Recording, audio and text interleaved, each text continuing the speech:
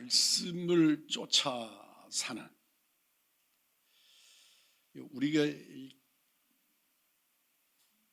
가톨릭하고 우리 기독교하고 차이점이 뭐냐, 그 분별 잘 못하는 분들이 많더라고요. 예전적인 형식에서부터 현저한 차이가 있지만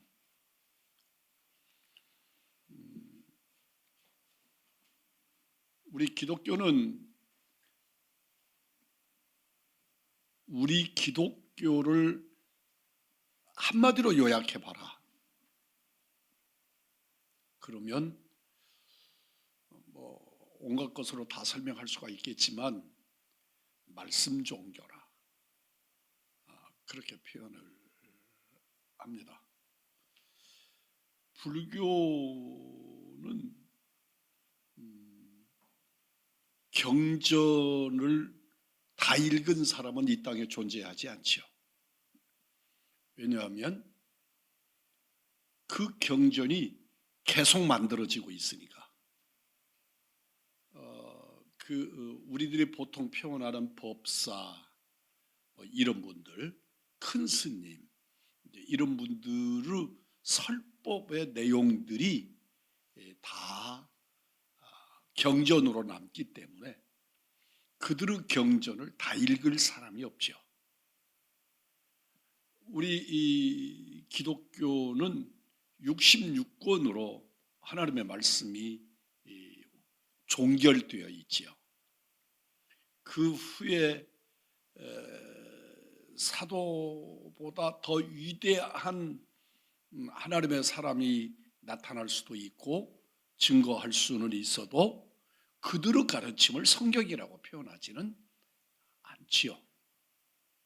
그래서 성경은 요한계시록으로 끝을 내서 우리는 언제든지 그 말씀에 입각해서 그 말씀의 교훈과 가르침을 쫓아 신앙생활을 하고 하나님의 말씀으로 우리의 삶을 엮어갑니다. 가톨릭은 우리보다 6권 내지 8권의 책이 더 많지요. 외경, 가경이라고 하는 것들이 붙어 있습니다. 그럼에도 그 가톨릭은 말씀의 종교라고 말하지 않습니다. 가톨릭을 한마디로 요약해보라. 우리를 말씀의 종교라고 표현한다면 가톨릭은 예전의 종교입니다. 그래서 그들은 예전을 행하는 일에 그것이 예배이고 그 예전을 통해서 신앙을, 그리고 예전을 통해서 자기의 삶을 하나님께 올려드리고 하나님과 교제하고 그렇게 하죠. 그 예전 중에서도 가장 강력한 예전이 성찬이지요. 그래서 그들은 매주일 성찬을 행하고 미사라고 하는 말이 곧 성찬이라고 하는 말로 의미할 만큼 그렇게 성찬 중심의 예전입니다. 우리가 종교개혁을 하면서 잃어버렸던, 조금 듣기 사납게 표현을 하면 가톨릭 사제들이 뺏어서 가톨릭 사제들이 독점하고 있던 하나님의 말씀을 회복하는, 찾아서 회복하는 역사가 종교개혁이라 그렇게 표현할 수 있습니다. 그러니까 우리는 말씀 회복이 오늘 우리 기독교가 된 것이죠. 가톨릭에서는 성경 공부라는 것은 존재하지 않았습니다. 오늘날에는 존재합니다. 그러나 성경 공부라는 걸 존재하지 않았습니다. 어느 정도로 말씀과 성도를 차단했느냐면 가톨릭의 사제가 아니면 가톨릭 교도들은 성경을 본 적도 없이 일평생을 가톨릭 신자로 살지만 성경이 어떻게 생겼는지, 성경 말씀이 뭔지 본 적이 없이 일생을 마치는, 그러니까 가톨릭 신자들은 성경을 가질 필요도 없고 읽을 필요는 더더욱이나 그건 누구만 가능했느냐면 사제만 가능했습니다. 그런데 놀랍게도 가톨릭 사제 중에도 성경을 모르는 사제들이 있었습니다. 성경을 아는 사제가 있다는 것이 더 이상한 일이죠. 사실은 성경을 본 적 없고 배운 적이 없이 사제가 되는 겁니다. 우리가 지금 생각하면 경악할 일이지만 목사가 성경을 모르고 목사가 되는 것과 같은 겁니다. 그래서 그들은 가톨릭 신학교에 가서 신학을 할 때 교리를 배우고 그러기 때문에 그들은 성경과 그들이 가진 교리를 동일시하고 또 성경을 모르니까 성경 위에 교리를 바꾸어도 그들은 저항하지 않았던 거죠. 성경을 모르니까. 그런데 어떻게 종교개혁이 가능했냐? 그것은 루터, 쭈빙글리, 칼빈 등등의 이 종교개혁자들이 철저하게 말씀 속에 파고 들어간 것입니다.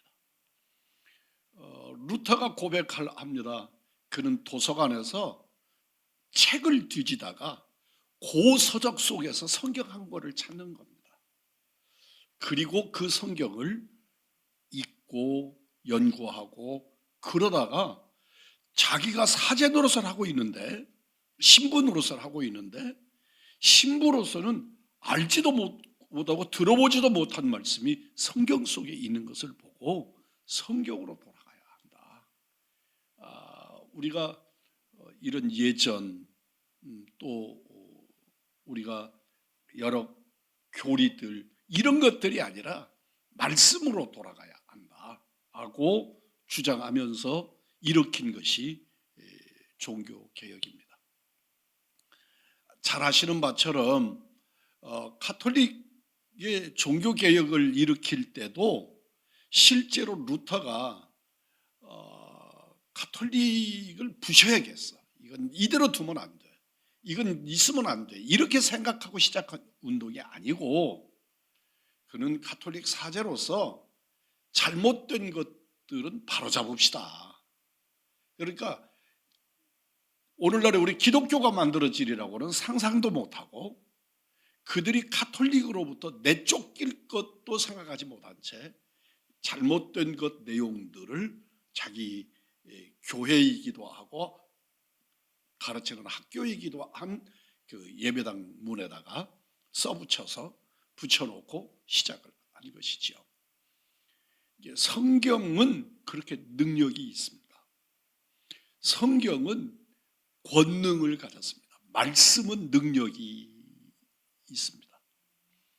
그래서 그들이 하나님의 말씀을 읽으면 그 하나님의 말씀이 삶을, 의식을, 태도를 바꿔놓는 것이죠.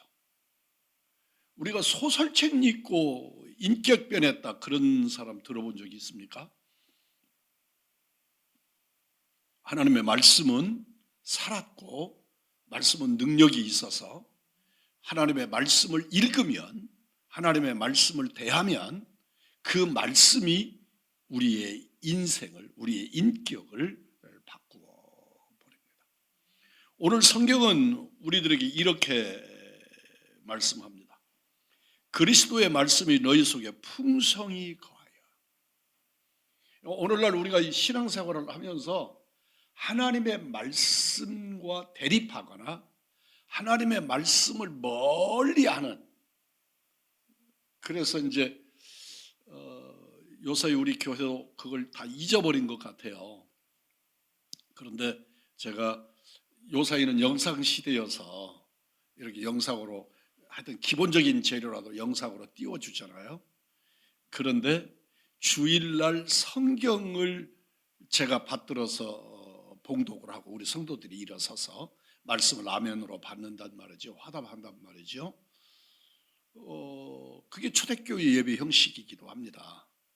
그래서 그렇게 하는데 여기다 이 말씀을 띄워주지 말라는 거예요. 저는 여기다가 그 말씀을 여기다가 띄워주지 마라. 그러니까 말씀을 증거할 때 말씀을 띄우지 말라는 말이 아니고 성경을 우리가 봉독할 때 그 봉독되는 말씀을 성경에 여기다 띄워주지 말아라.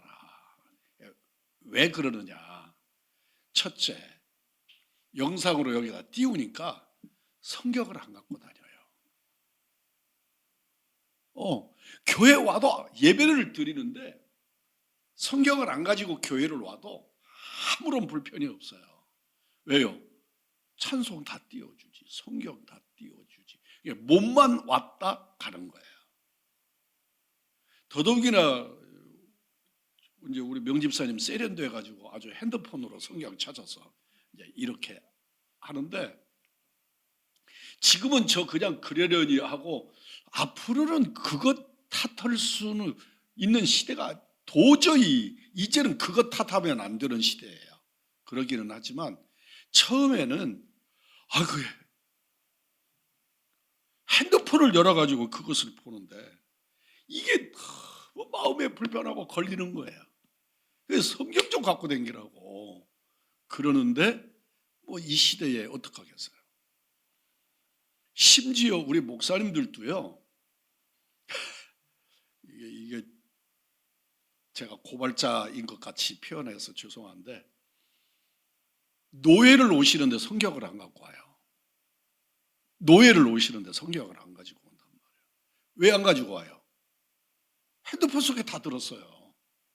핸드폰 속에 다 들어서 그렇다고 성경을 안 찾냐 그런 건 아니고 본문 증거하는 목소리 몇 장 몇 절이라고 그러면 전부 핸드폰 꺼내서 핸드폰에서 성경 찾는단 말이에요. 이거 정말 이게 옳은가? 하여튼 간에 저는 마음이 불편해요.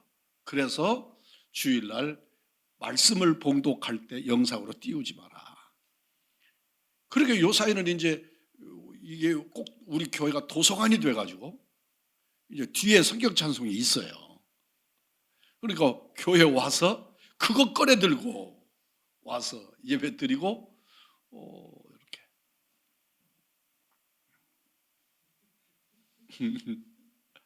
이게 옳으냐 그러냐 나 이제는 분별도 못 하겠어요. 분별도 못 하겠는데 하여튼 말씀의 능력은 핸드폰 속에 있냐 아니냐의 문제는 아니지만 우리 그리스도인들이 제가 신학교 다닐 때요 신학교에서 가르쳤어요. 이런 거 이거 그냥 우리 황민호 목사 같은 경우는 상상도 못할 얘기인데 저희들은 신학교에서 성경을 목사가 어떻게 들어야 하는가 이거 가르쳤어요. 왼손으로 들지 마라. 성경 이렇게 들고 다니지 마라. 이렇게 들고 다니지 마라. 성경 들어서 가슴 위에 성경 얹어서 이렇게. 실제로요 신방 다닐 때 가방에다 넣어갖고 성경 들고 다니다가 노예 어른들한테 우연하게 걸릴 수 있잖아요. 자네 어디 가는가? 신방 갑니다. 성경은 가방에 있는데요. 성경이 부끄러운가? 이래서 그렇게 혼나고 그랬어요. 지금은 아예 성경 자체를 안 갖고 다니는 세상이 되니까 할 말이 없어졌어요. 근데 중요한 것은 말씀을 가리니까 핸드폰 속에 들어가 버리고 그래서 말씀이 가려지니까 교회가 빛을 잃어요. 그건 목사님 억지입니다. 그렇게 생각됩니까? 실제예요. 저희 교회가 제가 어려서 교회를 다닐 때 우리 교회 이름도 내가 이제는 뭐 이름 된다고 여러분들이 뭐 알기를 할겠어요 뭐 하겠어요. 저희 교회 안수 집사님이 육갑성 집사님이라는 분이 계셨어요. 그런데 갑성 근데 이분이 성경을 안 들고 터덜터덜 이렇게 교회로 오시는 거예요. 그러니까 목사님이 물으셨죠. 집사님, 성경 어떻게 하고 빈손으로 오십니까? 요 사이 같으면 담임 목사가 성도가 성경책 안 들고 그냥 온다고 성경 어디다 두고 오시죠? 이렇게 묻는 일도 해프닝일 거예요. 그런데 그렇게 물으니까 이 집사님이 뭐라고 대답했냐면, 목사님, 저는 글을 모르잖아요. 글을 모르는 거예요. 한글을 모르는 거예요. 그러니까 목사님이 조금 딱해지셨어요. 예, 그분을 대하는데 딱했어요. 근데 그 자리에서 뭐라고 표현을 하셨냐면, 집사님, 하나님의 말씀은 읽고 안 읽고 할 것 없이 성경 없이 교회에 오는 법이 아닙니다. 그렇게 말씀하셨어요. 그때는 성경 구하기도 어렵고 한 권 사기도 어려웠어요. 쉽지 않았어요. 쌀 몇 마를 주어야 성경 한 권을 샀다고요. 그런데 이분에게 목사님이 성경을 사서 선물을 했어요. 근데 그 선물이 지금처럼 이렇게 조그마한 성경이 아니고 강단용으로 글씨가 큰 거 있잖아요. 그걸 드렸다. 그러니까 성경 이렇게 큰 성경책을 이거를 이렇게 들고 교회에 오시는 거예요. 사람들이, 아이, 자네 성경 읽는가? 이분이 다니면서 그러는, 나는 성경은 못 읽고 갖고는 댕겨요. 그렇게 글을 못 읽는데도 그게 그리스도인의 표지였다고요. 그래서 성경을 가지고 다니라고 그랬어요. 그런데 어느 때부터 성경이, 근데 저는 순복음이라고 그래요. 난 그런 한데 순복음 탓이라고 그렇게 생각해요. 시대 탓인데 사실은 순복음에서 구역장님들에게 가방을 사줬어요. 가방을 만들어줬어요. 그래가지고 그 부인네들 이렇게 가방 만들어서 가지고 다니는 가방 중에 자크 달린 가방, 참 가방, 자크 달린 가방이 나오는데 그게 신방 가방이에요. 전부 구역장들이 성경 찬송 가방 속에다 넣어가지고 다닐 때 우리들은 그러지 말라 그랬거든요. 근데 다 교회들마다 구역장님들이 성경 가방 가지고 다니는 게 유행이 돼요. 그 유행 속에 성경책이 가방 속으로 들어가죠. 심지어 이제 나중에 가면 목사님들까지 그렇게 하고, 목사님들에게 성경 가방에 딱 성경 찬송 2권 딱 들어가는 성경 가방이 만들어졌어요. 보관하고 관리하기도 좋고 참 좋은데, 그렇게 가방 속으로 들어가더니 핸드폰 속으로 들어가니까 오늘날의 말씀의 능력이 사라져 버렸어요. 이 성경책이 가방 속으로 들어갔다, 그래서 능력이었다, 그런 말은 아니지만 하나님의 말씀을 드러내지 못하는, 하나님의 말씀을 감추고 사는 그런 시대에 우리가 살고, 성경을 핸드폰에다 담아가지고 다니니까 암송할 필요가 없게 됐어요. 성경을 암송할 필요가 없게 됐어요. 북한에 지금도 지하에 성도들이 그렇게, 뭐 어떤 사람들은 20만, 어떤 사람은 15만, 뭐 이렇게 말해요. 10만은 넘는가 봐요, 하여튼. 근데 그분들이 이 성경을 갖고 쓸 수가 없다고요. 이게 발견되면 바로 사형이라고요. 그런데 그들이 어떻게 신앙생활을 할까? 북한에서 요사이는 한국에 넘어오는 사람이 그렇게 많잖아요. 이 사람들에 의해서 북한에서 쓰고 있는 성경이 한국에 온다고요. 근데 그 성경이 어떻게 생긴 줄 아세요? 노트에다가 쓴 성경이에요. 손만한 이런 크기의 이런 데다가, 그러니까 그런 노트 한 권이 마태복음 하나를 다 그 속에 써놓을 수 있었겠어요? 그러지 못하니까 몇 장, 그 옛날에 우리들 쪽복음처럼요, 성경의 말씀을 읽고 듣고 행하는 자가 복이 있단 말이에요. 오늘 말씀을 풍성히 내 안에 거해야 우리는 그 말씀이 나를 다스린단 말이에요. 그런데 우리가 말씀을 읽지 않으니까 오늘날 우리들의 시대가 성경을 읽기가 너무 좋은 시대잖아요. 뭐 옛날에는 유명한 라디오로 성경 읽기 라디오가 따로 있어서, 지금도 있지만 있어서 그런 거 갖고 다녀야 할 수 있었어요. 근데 지금은 핸드폰 하나만 들고 다니면 뭐 소리로도 들을 수도 있고 읽을 수도 있고 영상으로도 볼 수 있고, 정말 환경은 너무너무 좋아졌는데 그 말씀을 실제로 읽지 않는, 세계적으로도 성경에 대한 오명이 있잖아요. 불변의 베스트셀러, 그게 성경이에요. 그런데 성경 읽는 사람은 없는, 읽혀지지 않는 성경. 그런데 세계에 누구도 따라오지 못해요. 어떤 책도 따라오지도 못해요.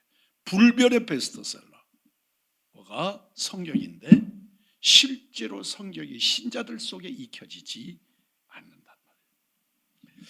우리가 진리를 알려고 하면, 진리를 아는 일은 그 옛날의 어른들은 그냥 들었지요. 귀로 들었습니다.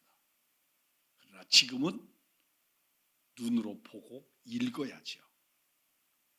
우리 기독교가 카톨릭을 대항해 가지고 이렇게 짧은 시간 동안에 카톨릭의 약 3배, 2배 반, 3배가 우리 기독교예요. 어떻게 이게 가능했을까요? 뭐 이유를 따지면 많아요. 선교사들의 열정적인 선교. 카톨릭 세계에서는 전도라는 게 없어요. 전도라는 게 불필요해요. 왜냐하면 카톨릭 국가를 만들고 그 국가가 군인들을 앞세워서 전쟁을 해요. 해서 앞에 있는 국가를 무너뜨려서 그들이 들어가면 그곳에 카톨릭 국가가 되어버리거든요. 그러니까 그들은 전도, 선교 이런 의미가 없지요. 그런데 종교개혁을 딱 일어나고 난 다음부터 복음을 전파하는 방법이 전쟁 갖고는 안 되는 거예요. 이제는 전쟁으로 불가능한 거예요. 종교의 자유가 선언되는 상황에서 불가능한 거죠. 방법은 뭐예요? 선교밖에 없죠. 선교하려고 보니 말씀밖에 없단 말이에요. 그래서 우리 기독교가 이렇게 일어난 데에는 말씀이 풍성하게 전파되면서 우리의 영혼들이 살아서 역사되어진 줄 믿습니다. 우리가 성경에서 오늘 본문에서 너희가 모든 지혜로 피차 가르치고 권면하면서 그리고 감사하는 마음으로 시와 찬미와 신령한 노래를 가지고 하나님을 찬양하면서 그리스도의 말씀이 너희 속에 풍성히 거하게 하라. 우리는 하나님의 말씀이 내 안에 온갖 방법으로 존재하는 거예요. 시로, 찬미로, 신령한 노래로, 감사로 우리 마음 안에 풍성히 거하게 하는 거예요. 그러므로 우리의 신앙이 확장되는 것입니다. 가톨릭에는 사제가 없으면 예전을 행하지 못하죠. 예전을 행하지 못하는데, 예전 중심의 종교인데 예전을 행하지 못하니까 그들이 가톨릭을,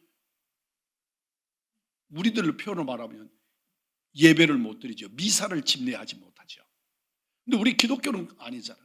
말씀이 있으면 되잖아요. 말씀이 있으면 우리는 말씀 앞에 무릎 꿇고 말씀을 읽고 말씀 앞에 주님의 역사가, 주님의 깨달음이, 주님의 인도하심이, 임재가 일어나기를 구하잖아요. 그런데 우리 집에 성경이 몇 권씩은 있어도 그 말씀이 나를 다스리도록 말씀 앞에 나를 열어드리지 못하는 거예요. 우리는 정말 말씀이 풍성히 거하게 하는, 말씀 안에 내가 거하고 그 말씀 속에 내가 들어가는, 내 안에 주님 안에, 말씀 안에 내 안에. 우리는 이게 분류를 못해요. 우리 기독교인들은 하나님의 말씀과 내 삶과 그리스도인 분리할 필요가 없어요. 우리는 그 속에 주님의 역사를 발견하게 되는 것이죠. 성경은 우리들에게 이렇게 말합니다. 피차 가르치라. 피차 가르치라. 이 피차라는 말이 무슨 말이에요? 상호 간에. 그렇죠? 어느 한쪽에서 일방적으로 가르치라는 말이 아니고 서로 가르치라는 말이에요. 그러니까 그 서로 가르치라는 말은 문장으로 서로 선생님이 되라 그런 뜻이 아니고 삶으로 증거하고 나타내라는 말이죠. 그래서 우리는 어린아이가 하는 말 속에서도 주의 음성을 듣고 어떤 때는 어떤 행위 속에서도 주님의 임재를 발견하게 되죠. 그래서 우리는 그리스도 안에서 피차 복종하고 가르치고 권면하고 그러면서 우리가 어디에 거해야 된다? 말씀 안에 거해야 한다. 말씀 속에 들어가라. 그러니까 가톨릭 얘기를 너무 많이 합니다만 가톨릭에서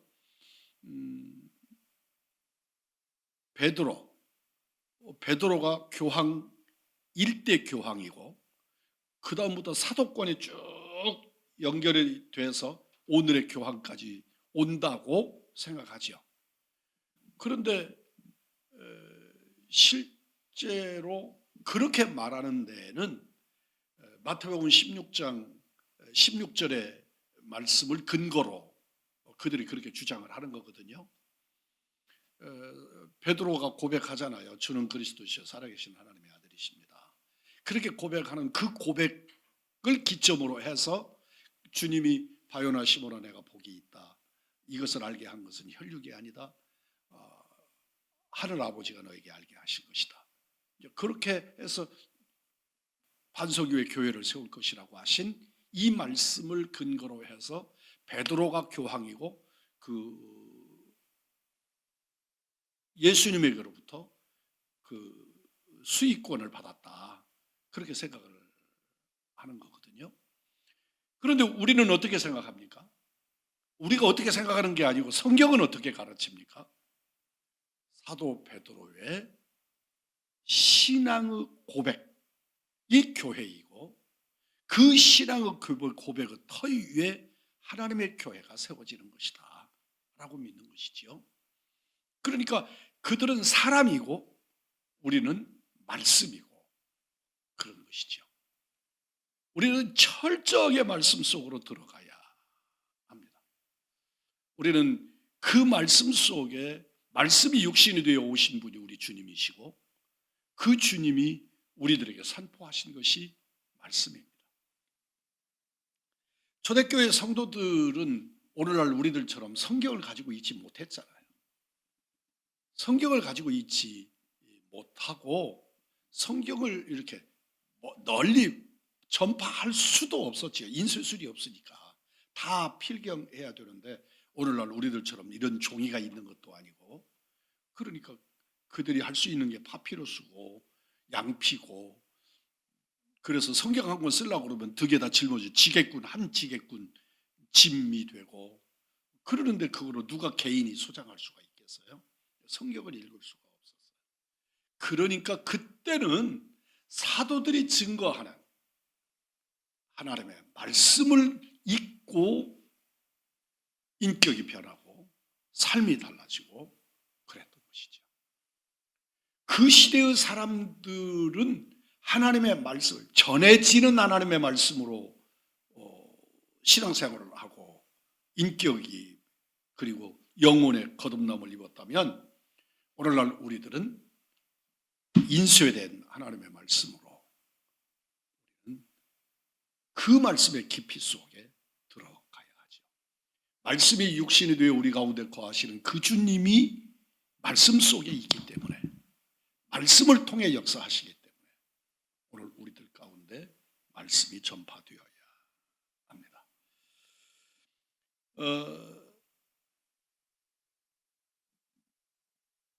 오늘 골로새서 4장 16절 말씀 한번 보겠습니다. 4장 16절입니다.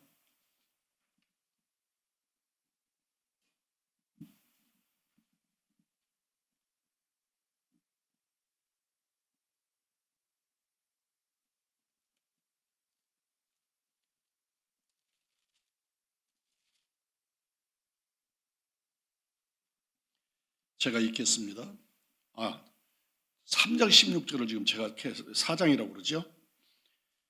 그리스도의 말씀이 너희 속에 풍성히 거하여 모든 지혜로 피차 가르치며 권면하고 시와 찬송과 신령한 노래를 부르며 감사한 마음으로 하나님을 찬양하고, 또 무엇을 하든지 말에나 일에나 다 주 예수의 이름으로 하고 그를 힘입어 아버지 하나님께 감사하라.